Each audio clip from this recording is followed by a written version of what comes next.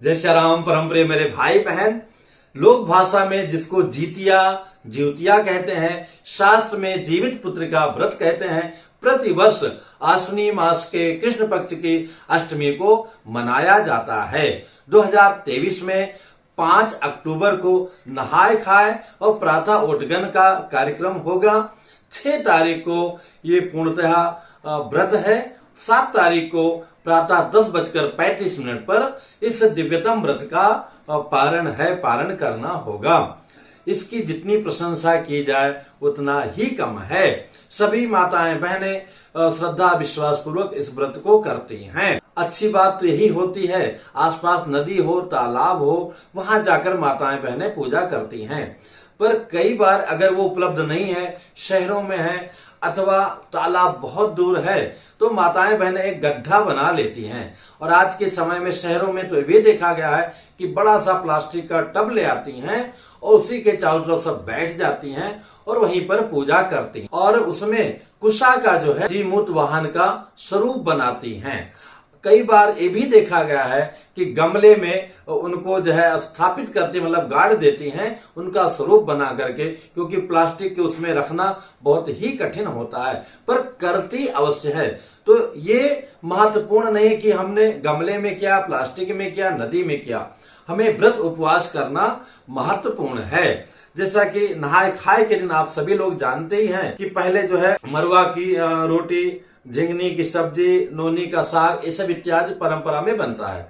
पर मेरे भाई बहन, एक परंपरा खास करके पूर्वांचल, मिथिलांचल और नेपाल के कुछ हिस्सों में चल गया है। कब से चला है पता नहीं, कि कुछ लोग जो है पहले दिन ही जो है मछली ग्रहण कर लेती हैं, जो कि बहुत ही निषेध है। आगे मैं इसकी कथा सुनाऊंगा।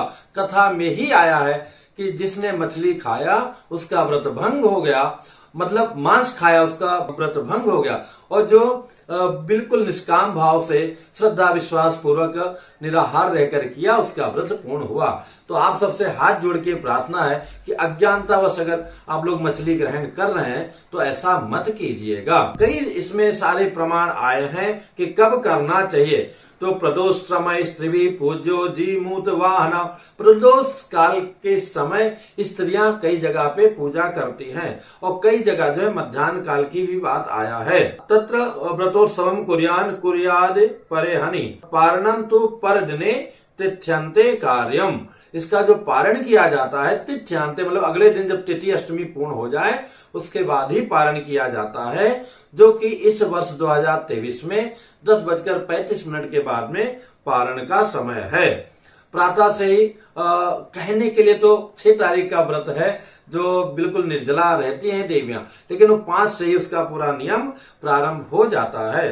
प्रातः काल में नदी है, तालाब है, वहां गई नहीं, घर में ही संकल्प लिया अपने संतान की जो है, स्पेशली पुत्रों की नहीं पुत्रियों की, बीमार आज विशेष रहते हैं अथवा कभी बीमार न हो, इस भावना से उनकी रक्षा के लिए माताएं व्रत करती हैं। और मध्याह्न काल में जैसा कहा कि वहां पे शालीवाहन राजा के पुत्र धर्मात्मा जीमूत वाहन की कुश निर्मित मूर्ति जल या मिट्टी के पात्र में स्थापित कर उनका आवाहन करती हैं। यहाँ पर एक मेरा सुझाव है, बहुत ही उत्तम है, पर जो विदेश में है अथवा शहर में है, आसपास देवियां वैसा व्रत नहीं कर रही, तो लोग सुपाड़ी में भी अथवा नारियल में भी कलश पे नारियल रख के वहां पे जीमूत वाहनाय नमः, जीमूत वाहनम आवायाम स्थापयामी पूजयामी, फिर उसके ऊपर में 15 बार टच करके ओम बोलने के पश्चात में और उनका जल, चंदन, अक्षत, पुष्प, वस्त्र, धूप, दीप, नैवेद्य इत्यादि जो परंपरा है उससे पूजा किया जाता है। साथ में ही जो है रुई को कुमकुम इत्यादि लगा करके उससे उनको सजाया जाता है। साथ में पीला कलर भी लगाया जाता है और इसके साथ में ही जो गोबर, गाय के गोबर से, अथवा शहरों में तो बहुत मुश्किल होता है और जो गोबर भी रहता है बहुत महकता है, तो इसमें कठिनता के लिए तो यही होगा कि अगर आप ऐसा कर रहे हैं तो उसमें भैया कुछ इत्र वगैरह मिला लें, अथवा नहीं तो अच्छे शुद्ध मिट्टी से बना करके अथवा सुपारी में भी आवाहन कर सकते हैं। परंपरागत करें तो बहुत ही अच्छा है। मिट्टी तथा गाय के गोबर से चिल्ली और चिल्होड़ी, मतलब मादा चील और जो है सियारिन की मूर्ति बना करके उनके मस्तकों को लाल किया जाता है, उनको अलंकृत कर दिया जाता है, भूषित किया जाता है।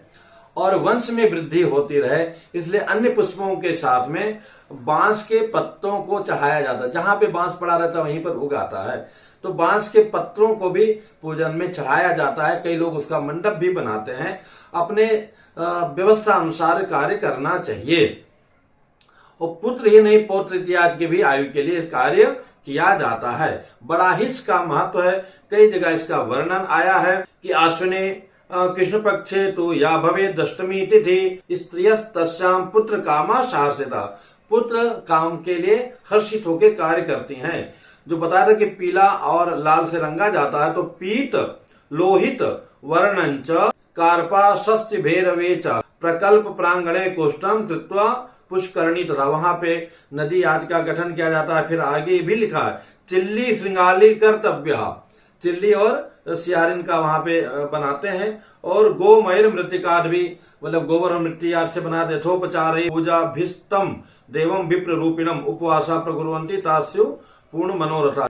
और शालिवाहन के जो पुत्र हैं, राजा के जो पुत्र हैं जीमूत वाहन, उनका कुशामी मूर्ति बनाया जाता है। ये सब करने के पश्चात में परिक्रमा इत्यादि करके प्रणाम करके या आपके यहाँ जो भी लोक रीत होगी, कथा सुनने का बड़ा ही महत्व है। इसकी कथा कहता हूँ। कथा प्रारंभ होने के पहले पूजा इत्यादि करके परिक्रमा करके शांत होके बैठ जाना चाहिए। मोबाइल को आज के समय में साइलेंट पे लगा के पुष्प हाथ में लेकर के ये कथा श्रवण करना चाहिए। जीवित पुत्र का व्रत की जो कथा है, ये भी जो है कैलाश पर्वत में जो है शिखर पर शिव जी बैठे थे। उनसे माता पार्वती जी ने प्रश्न किया कि प्रभु पुत्र जो युग के हैं, कलयुग के हैं, इन सब की बहुत कई अकाल मृत्यु हो जाती है। सभी लोगों के पुत्र सुरक्षित रहें, दीर्घायु रहें, इसके लिए कोई उपाय आप भोले बाबा बताइए। तो उन्होंने कहा जो है कि मैं आपको जीवित पुत्र का व्रत का अनुष्ठान करने से, व्रत करने से पुत्र जीवित रहते हैं। लेकिन इसमें मछली मत खाइएगा, क्योंकि अगर मछली स्वयं किसी को हमने मार दिया तो फिर हमारा मनोरथ कैसे पूर्ण होगा, ये गलत बात है। तो इसकी कथा प्रारंभ करते हैं। दक्षिणा पथ में समुद्र के निकट नर्मदा के तट पर कांचनावती नाम की एक सुंदर नगरी थी। वहां के राजा मलय केतु जी थे। उनके पास चतुरंगिणी सेना थी। उनकी नगरी धन धान से परिपूर्ण थी। नर्मदा के पश्चिम तट पर और बाहटर नाम का एक मरुस्थल था। मरुस्थल जहां पे जल वगैरह जल्दी नहीं मिलता है। वहां घाघू नाम वाला एक पाकड़ का पेड़ था। उसकी जड़ में एक बड़ा सा कोटर था, मतलब गुफा नुमा जैसे पेड़ में बना रहता है वैसा बना हुआ था। उसमें छिपकर एक सियारिन रहती थी। उसी पेड़ के एक डाल पर घोंसला बनाकर एक चिल्होड़िन रहती थी, मतलब मादा चील रहती थी। रहते रहते दोनों में मैत्री मतलब दोस्ती हो गई। संयोगवश उसी नदी के किनारे उस नगर की सधवा स्त्रियां, मतलब सुहागवती स्त्रियां अपने पुत्रों के आयुष और कल्याण की कामना से जीमूत वाहन का व्रत एवं पूजन कर रही थीं। उनसे सब कुछ जान करके चिल्होड़िन और सियारिन, मतलब मादा चील और सियारिन भी व्रत करने का मन में ठान लिया। सोचिए, जीव जंतु भी जो है व्रत करते थे और हम लोग कितना गड़बड़ करते हैं। व्रत करने के कारण भूख लगनी स्वाभाविक थी। मादा चील ने भूख सहन करके रात बिता ली, परंतु सियारिन भूख से छटपटाने लगी। वो नदी के किनारे जाकर मध्य रात्रि में एक अधजले मुर्दे का मांस भर पेट खाकर कल पारण करना है के लिए मांस के एक टुकड़े को लेकर फिर अपनी कोठरी, जो वो छोटा सा पेड़ों में जो गुफा बना रहता है, उसमें आकर के बैठ गई। डाल के ऊपर से जो चिल्होड़िन थी वो सब कुछ देख रही थी। चिल्होड़िन ने नगर की सधवा सौभाग्यवती स्त्रियों, औरतों से अंकुरित जो उन लोगों ने चढ़ाया था जो है वहां पे मटर या अंकुरित कुड़ी लेकर के उन्हीं दानों से उसने पारणा ठीक से कर ली। सही समय पे उसने पारण कर ली। सियारिन जो है वो बहुत धूर्त थी, चालाक थी, और चिल्होड़िन अधिक सात्विक थी। जो मादा चील थी बहुत ही सात्विक थी और विचारवान थी, विचार करती थी। हम लोग भी लालच के बस कई बार बहुत गड़बड़ कर देते हैं। तो कुछ समय के बाद दोनों में दोस्ती हो गई थी। वो तो अनुष्ठान पूरा हो गया, फिर कुछ समय के बाद दोनों वहां से उड़ करके, और कहा, मतलब वो तो उड़ के आई होगी, वो सियारिन तो चल के आई होगी, कहाँ गए? प्रयागराज में, तीर्थराज प्रयाग में आ गए। और यहाँ आकर के दोनों रहने लगे कि अंत समय में हमारा कल्याण होगा, इसलिए घर में कुत्ता बिल्ली नहीं पालना चाहिए। इन्होंने इस भावना से तीर्थ सेवन मतलब वहां रहना प्रारंभ किया कि जो है मैं अगले जन्म में महाराज के महामंत्री बुद्धसेन की पत्नी बनूंगी।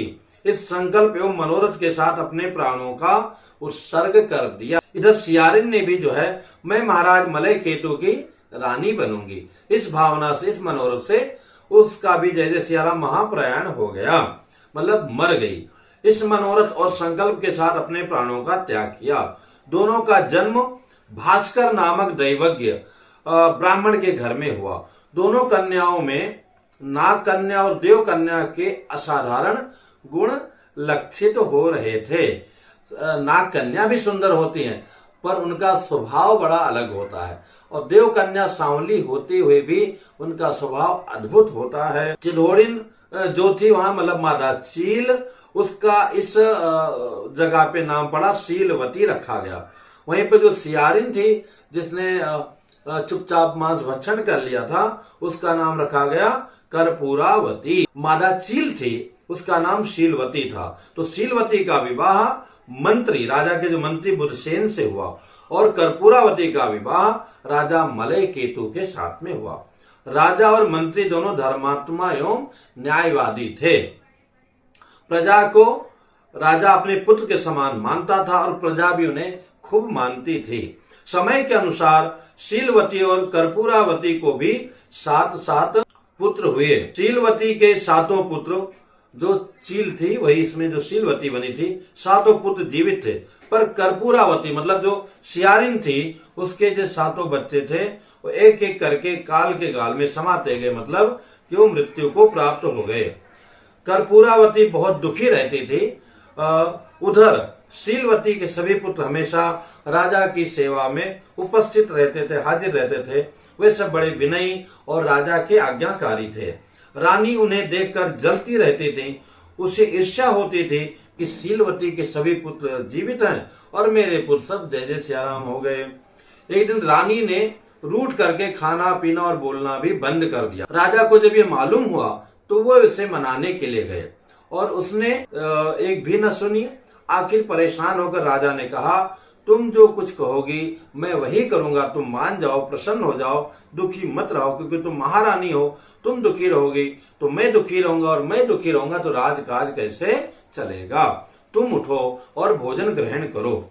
ये सुनकर उसने कहा कि यदि ये सत्य है, अगर आप जो कह रहे हो ये सत्य है, तो अमुक दरवाजे के पास एक चक्र रखा हुआ है, आप शीलवती के सभी पुत्रों का सिर काट करके ला दीजिए।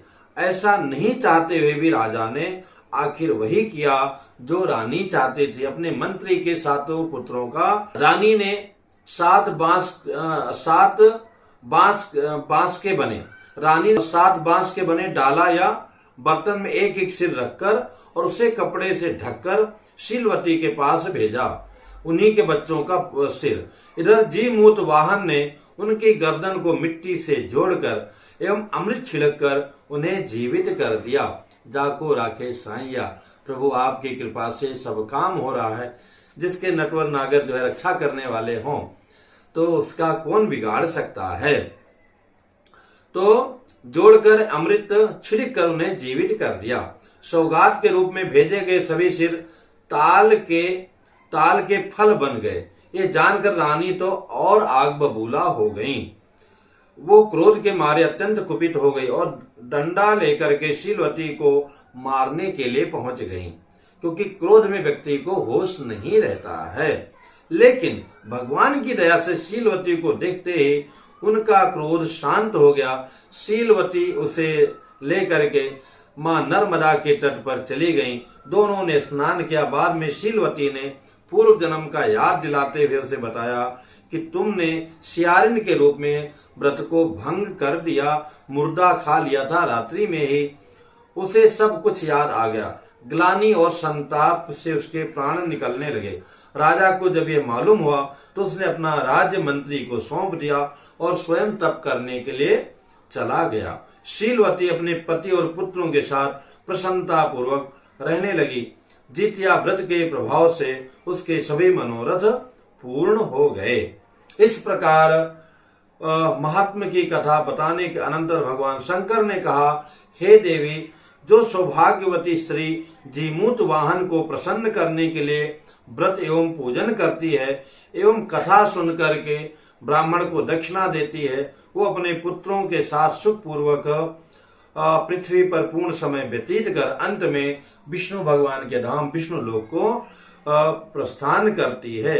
अंते च भजते देवी विष्णु लोकम सनातनम, जो है विष्णु लोक को प्राप्त होती है। तो बहुत ही महत्वपूर्ण व्रत है, तभी तो हमारी माताएं बहनें कितनी निष्ठा से इस व्रत को करती हैं। आप सभी से हाथ जोड़ करके प्रार्थना है, ये जो गलत परंपरा कब कहां से आ गई उसको समझिए और समझ करके जो मच्छी प्रारंभ में खाने का अथवा बाद में खाने का है, इस प्रथा को छोड़ दीजिए। और समझना आवश्यक, अगर गलती से हम एक रास्ता आगे बढ़ गए हैं तो हमें वापस आना होता है, तो समय से आ जाएं तो अच्छा, नहीं जितना दूर आगे जाएंगे उतना ही मुश्किल हो जाएगा और आपका ये व्रत करना पूरा व्यर्थ हो जाएगा, चाहे जो आपके यहाँ की परंपरा रही हो। आप सभी लोगों को बहुत बहुत शुभकामनाएं।